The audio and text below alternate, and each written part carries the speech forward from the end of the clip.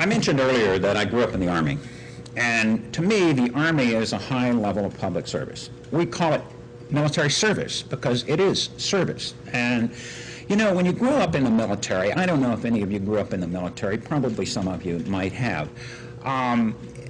If you grew up in the military, you realize very quickly that your parent, who is a military person, is subject to a very high calling and is subject to the beck and call of the military. And family kind of gets a little subordinated in that. Now, to me, the message is public service is an important thing, and it's a duty. We have a patriotic duty to return something to our country and to serve our country. And I've always felt that way.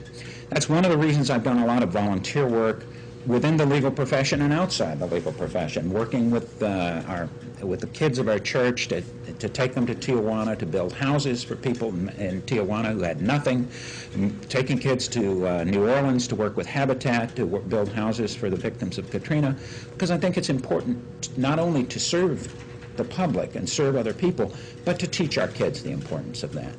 I've done a lot of volunteer service as well with the Bar Association. And at this point in my career, I feel I'd like to really do public service full time and to really take the talents and the experience and the gifts that I have and really use those to serve the public.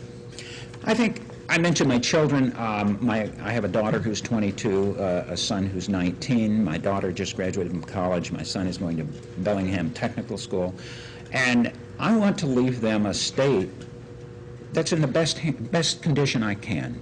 And the way for me to do that, I think, really is to try to serve the people of this state faithfully by moving the law in the right direction and applying the principles of the law and the Constitution in ways that, as I say, really are good for people, are good to build better relationships among people. Please tell us why we should make a recommendation to our 3 labor councils to endorse you. Now, I think we have to look at really the comparison between myself and Justice Sanders, who you'll be talking to.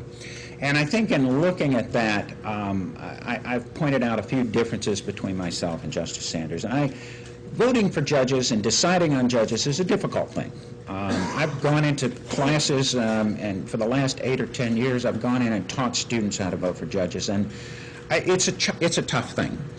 I always tell people or tell kids when I'm speaking to high school groups, and I tell adults when I'm speaking to adults, look at the qualifications, the characteristics you want to see in a judge. Ideology is fine, and the person's beliefs are fine, but as I've already said, a judge is supposed to put those things aside and follow the law. And so to me, you look at the characteristics that you want to see in a judge. And what do you want to see in a judge?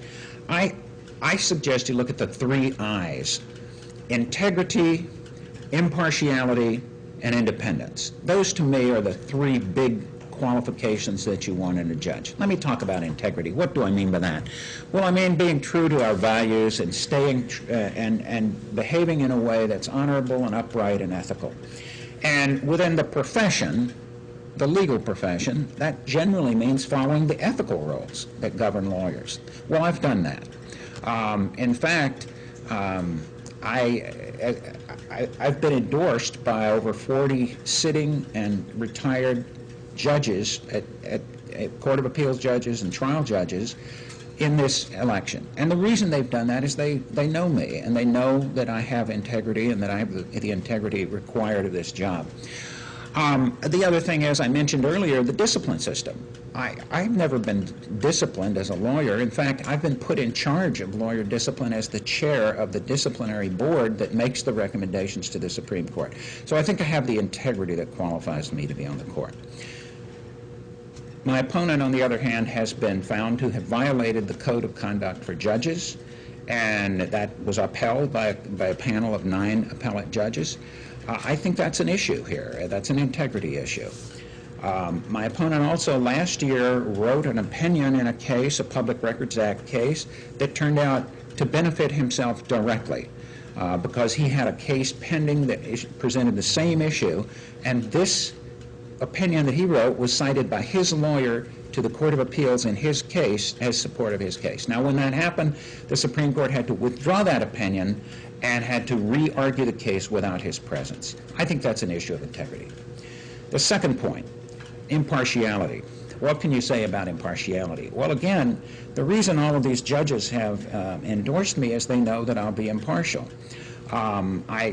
Since filling out the application information for the State Labor Council, I've been but rated by two bar associations, the King County Bar Association and the Warren Miller Bar Association, which is the African American lawyers, and I was given the highest rating by both of those, the exceptionally well qualified rating. I think that speaks to my impartiality. The other thing that says something about my impartiality is the fact that, as I said, when I sit as a pro tem judge, everyone has to agree to have me on the case. It's not like they go into court and the court just assigns them a judge. They have to say, yeah, I'll take Charlie Wiggins as a judge. And they do that because they know, both sides know that I can be impartial.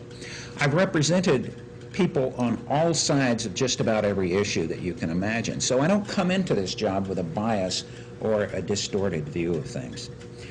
Again, a contrast with my opponent. I mean, you asked for why you should recommend me, and so I'm giving you a contrast with my opponent. My opponent tends to favor certain groups in his decision making. Let me start with lawyer discipline. There's an area where, as I said, I've got some experience. Get close, so go ahead. I'm sorry, I didn't mean to go on so long. I'll just refer you to my website on that because I think that will tell you something about integrity. And I'll just close up with the third I, which is independence. I've worked to preserve the independence of the court in the ways that I've described already, trying to reduce the effect of special interest money and really let the people choose through their votes, not let large special interests choose through their donations. And I think that that is a contrast as well.